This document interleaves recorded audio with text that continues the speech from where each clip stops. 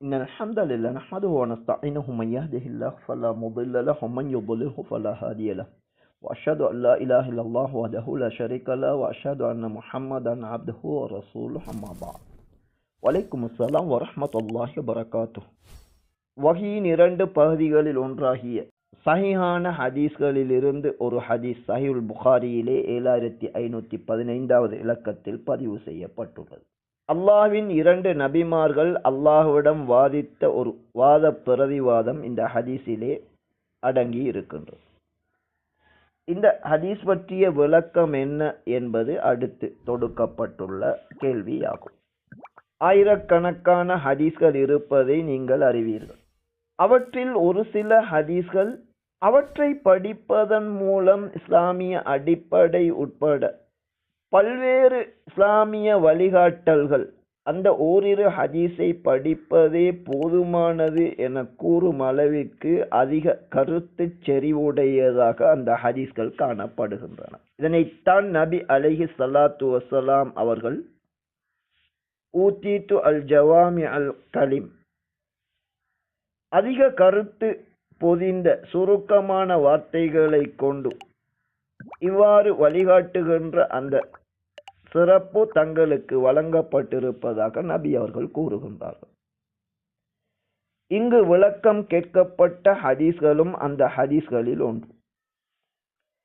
படைத்தவனின் திருப்தியை நாடுகின்ற உண்மையான அவனது அடியார்கள் இந்த ஹதீஸின் வழிகாட்டலை புரிந்தால் நாம் எதிர்பார்க்கின்ற அந்த உயர் சுவனங்களை அல்லாஹ்வின் அருளை கொண்டு அடையலாம்.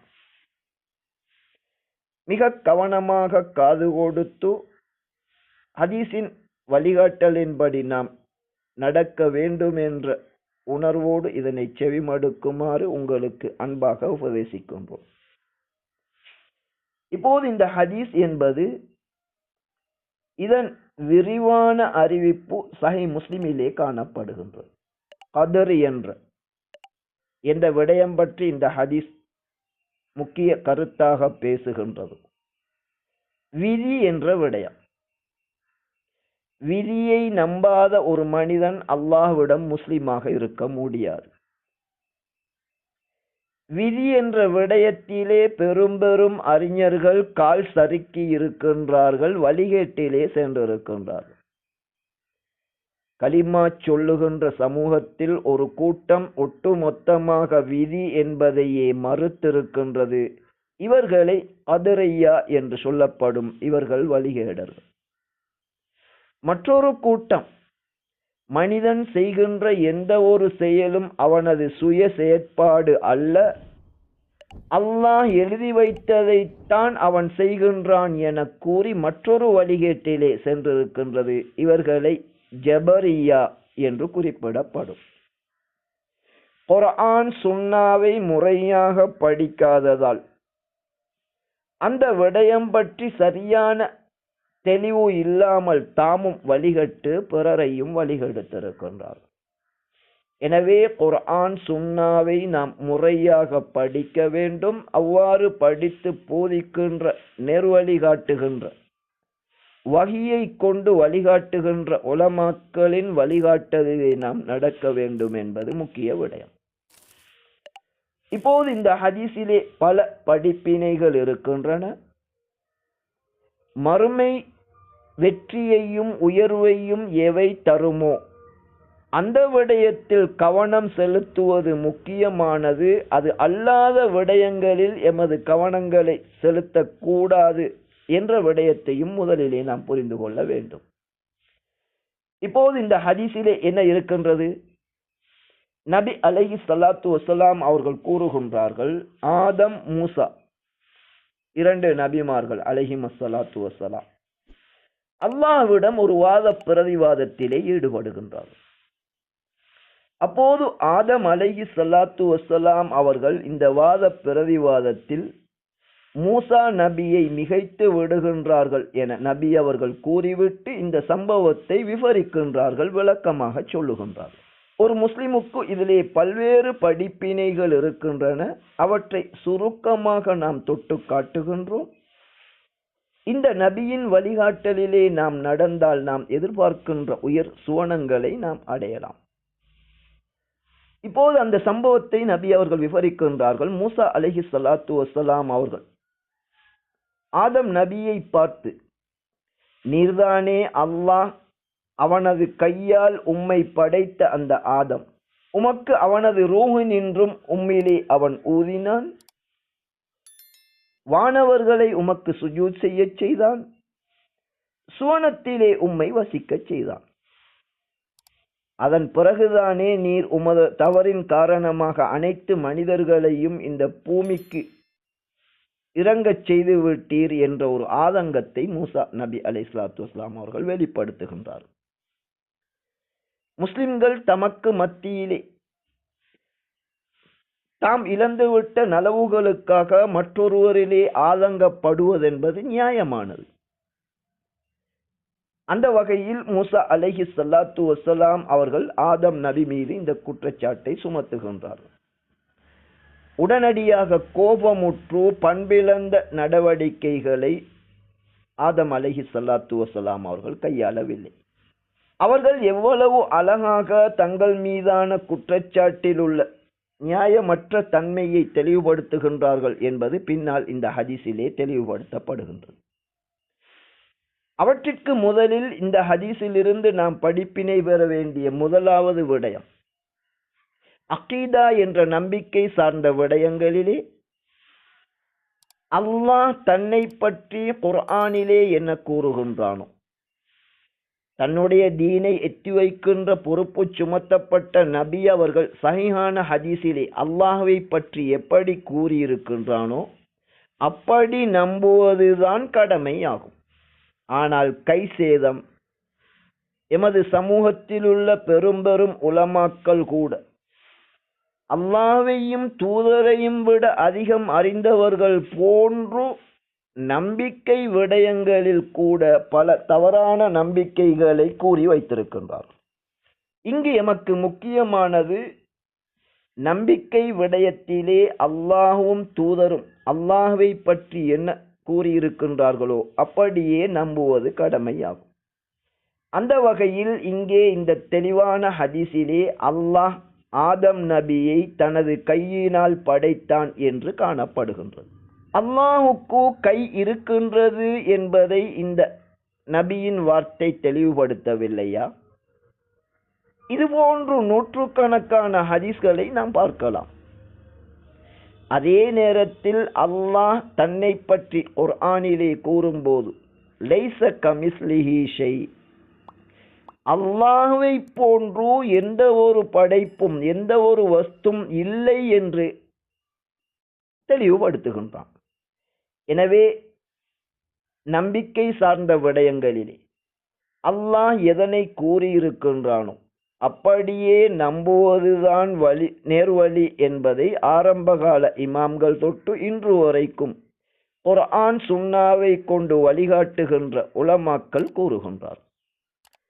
எனவே அல்லாஹுக்கு கை இருப்பதாக அல்லாஹ் கூறியிருப்பதை நாம் நம்ப வேண்டும். அந்த கை மனிதர்களுடைய கை அல்லது ஏனைய படைப்பினங்களின் கையை போன்று என்று நாம் நினைத்துவிடக் கூடாது. அல்லாஹுவை போன்று எந்த ஒரு படைப்பும் கிடையாது. ஆகவே அல்லாஹ் எதனை கூறுகின்றானோ அதனை அப்படியே நம்ப வேண்டும். அப்படி நம்பினால் அது குர்ஆனுக்கு முரணாக அமைந்துவிடும் என நினைப்பது முற்றிலும் அறிவீனமும் தவறான முடிவும் ஆகும். இமாம் மாலிக் உட்பட பல்வேறு அறிஞர்கள் இங்கே நாம் கூறிய அந்த உண்மையை தெளிவுபடுத்துகின்றார்கள். அல்லாஹ் சொன்னதை நாம் நம்ப வேண்டும். அது எப்படி என்ற விடயத்திற்குள் நாம் புகுந்துவிடக் கூடாது. அல்லாஹ் சொன்னதை நம்புவது கட்டாயமாகும் என்ற விடயங்களை குறிப்பிடுகின்றார்கள். எனவே இந்த ஹதீஸிலிருந்து முதலிலே நாம் படிக்க வேண்டிய விடயம், அல்லாஹ் பற்றிய நம்பிக்கையிலே அல்லாஹும் தூதரும் என்ன கூறுகின்றார்களோ அதனை அப்படியே நம்ப வேண்டும். அல்லாஹ்வை போன்று அல்லாஹுடைய கை படைப்பினங்களுடைய கையை போன்று என்று நாம் நினைத்து விடக்கூடாது. அதுவே வழிகேடாகும். இரண்டாவது விடயம், இப்படி ஆதம் அலைஹிஸ்ஸலாத்து வஸ்ஸலாம் அவர்களுக்கு செய்த நலவுகளை கூறுகின்ற இந்த மூசா அலைஹிஸ்ஸலாத்து வஸ்ஸலாம் அஸ்ஜதக லக மலாயிகதஹு, அல்லாஹ் தன்னுடைய வானவர்களை உமக்கு சுஜூத் செய்ய செய்தான் என்ற விடயம் இரண்டாவதாக நாம் கவனிக்க வேண்டிய விடயமாகும். இஸ்லாம் என்பது அல்லாஹ் எதனை கூறினாலும் அப்படியே வழிபடுவதைத்தான் அல்லாஹ் எதிர்பார்க்கின்றான். அதனைத்தான் இஸ்லாம் என கூறுவது. அப்படி நடப்பவர்தான் முஸ்லிம் ஆவார். படைப்பினங்களுக்கு சுஜூத் செய்வது ஷிர்கான ஒரு விடயம் என்பதை சிறு பிள்ளை கூட அறியும். ஆனால் அதே விடயத்தை அல்லாஹ் ஏவினால் எந்த கேள்வி பார்வையும் இல்லாமல் அப்படியே வழிபடுவது கட்டாயமாகும். எனவே அல்லாஹுக்கு மாத்திரம் இபாதத் செய்கின்ற இந்த வானவர்கள் மனிதனை படைத்து அவனுக்கு சுஜூத் செய்யுங்கள் என கூறிய போது உடனடியாக சுஜூத் செய்தார்கள். எனவே அல்லாஹ்வின் திருப்தியை பெற்று சுவனம் செல்ல வேண்டுமா? குர்ஆனும் சஹீஹான ஹதீஸும் என்ன கூறுகின்றது என்பதை மிகச் சரியாக அறிந்து கொள்ளுங்கள். அதன் பிறகு அல்லாஹ்வுடைய திருப்திக்காக இதனை செய்கின்றேன் என குர்ஆன் சுன்னாவில் உள்ளதை நீங்கள் செயல்படுத்துங்கள். இன்ஷா அல்லாஹ், அல்லாஹ்வின் அருளை கொண்டு நீங்கள் சுவனம் நுழைவீர்கள். இந்த படிப்பினையை இங்கு வானவர்கள் மனிதனுக்கு சுஜூத் செய்யுமாறு கூறிய உடனே அவர்கள் கேள்வி தொடுக்கவில்லை, உடனே சுஜூத் செய்து விட்டார்கள். சுஜூத் செய்யாமல் மறுத்த இப்லீஸ் அல்லாஹுடைய சாபத்திற்குரியவனாக மாறிவிட்டான். இது இந்த ஹதீஸிலிருந்து நாம் பெற வேண்டிய இரண்டாவது படிப்பினை ஆகும். இப்போது மூன்றாவது விடயம், ஆதம் அலைஹிஸ்ஸலாத்து வஸ்ஸலாம் அவர்கள் அல்லாஹுடைய கட்டளைக்கு மாறு செய்து நேர்வழியிலிருந்து அவர்கள் கால் சறுக்கி விட்டார்கள். தனக்கு மாறு செய்த ஆதம் அலைஹிஸ்ஸலாத்து வஸ்ஸலாம் அவர்களுடைய செயல் காரணமாக மனிதர்களின் தந்தையாகிய அவர்களையும் அவர்களது மனைவி மனித இனத்தையே பூமிக்கு அல்லாஹ் அனுப்பி வைத்து விட்டான். இலவசமாக கொடுத்த சுவனத்தை அவனுக்கு மாறு செய்ததன் காரணமாக இழந்தார்கள்.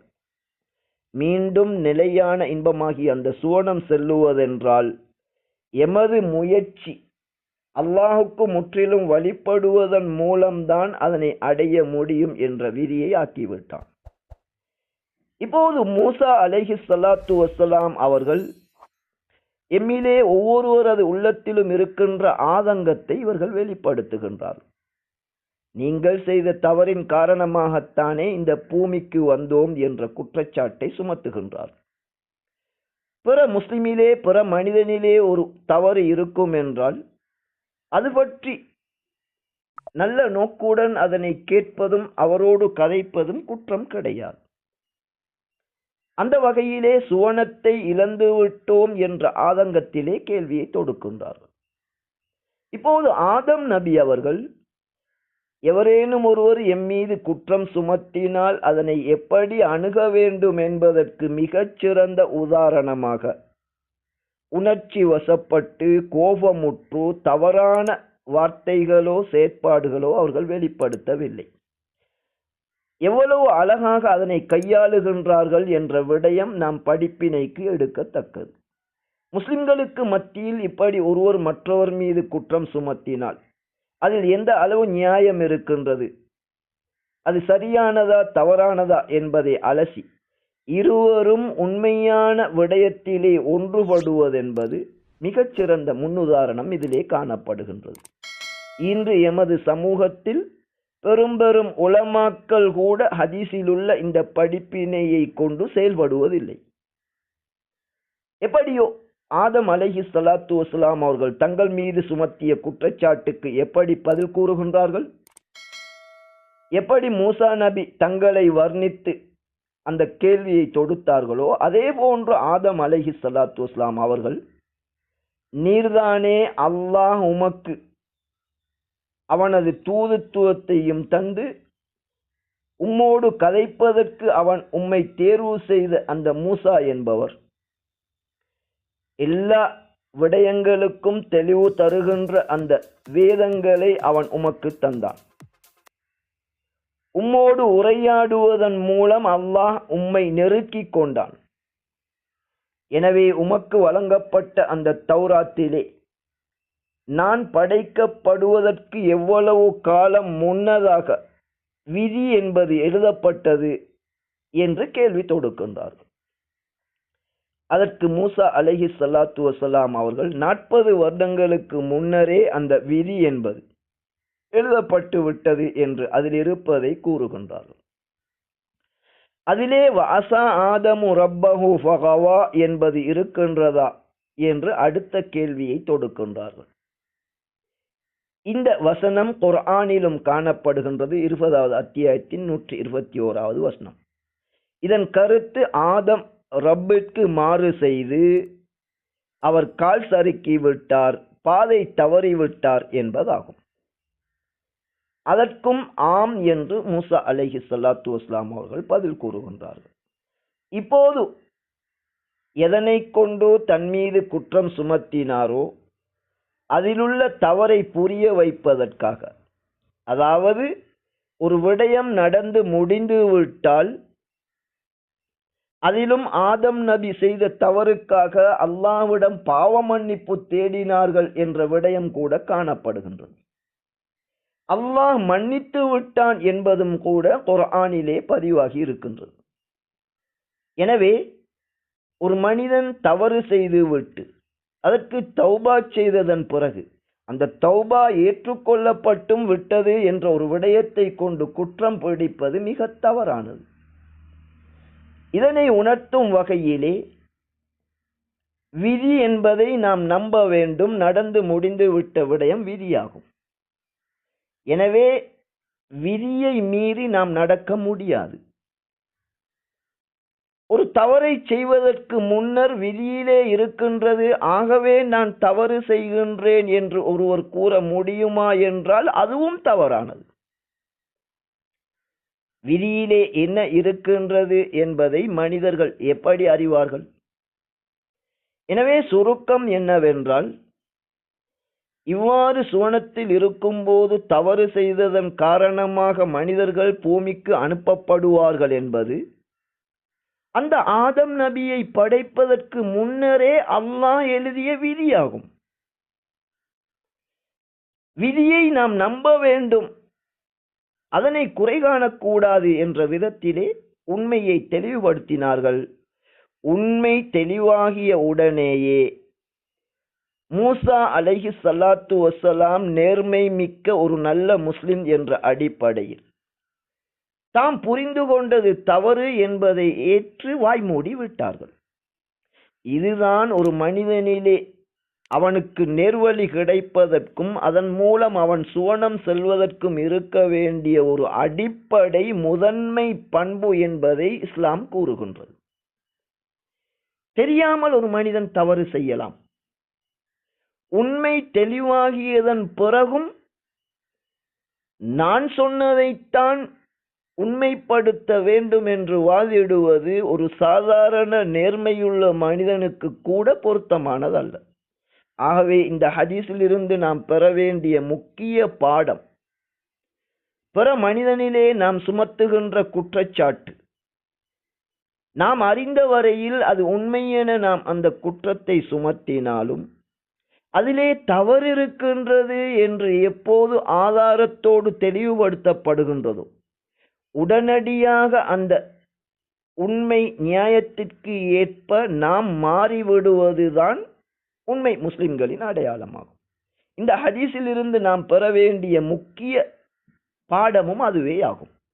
எனவே இவ்வாறான இந்த முக்கிய விடயங்களை நாம், அதாவது நம்பிக்கை விடயத்திலே, அகீதா விடயத்தில் அல்லாஹும் தூதரும் அல்லாஹ்வை பற்றி என்ன கூறியிருக்கின்றானோ அப்படியே நாம் நம்ப வேண்டும்.